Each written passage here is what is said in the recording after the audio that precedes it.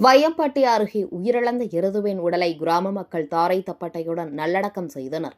மணப்பாறை அருகே வையம்பட்டி சுற்றுவட்டார பகுதிகளில் வாழும் கம்பளத்து நாயக்கர் சமூகத்தினர் எருதுகளை வழிபாடு தெய்வங்களாக வளர்த்து வருகின்றனர்.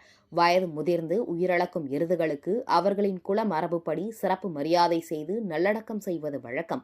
இந்த நிலையில் சடையம்பட்டியை சேர்ந்த காமநாயக்கர் 19 ஆண்டுகளாக வளர்த்து வந்த பல எருது ஓட்டப் போட்டிகளில் பரிசு பெற்ற எருது வயது முதிர்வு காரணமாக உயிரிழந்தது.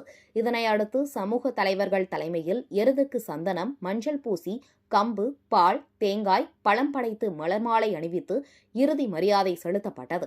தொடர்ந்து தேவராட்டம், பிடிமண் எடுத்தல், சாமியாடி குறி எடுத்தல் உள்ளிட்ட குல மரபு சடங்குகள் நடைபெற்றன. பின்னர் பல்லக்கில் எடுத்து செல்லப்பட்ட எருது தாரை தப்பட்டைகளுடன் இறுதி யாத்திரை நடத்தப்பட்டு உரிமையாளர் நிலத்திலேயே நல்லடக்கம் செய்யப்பட்டது.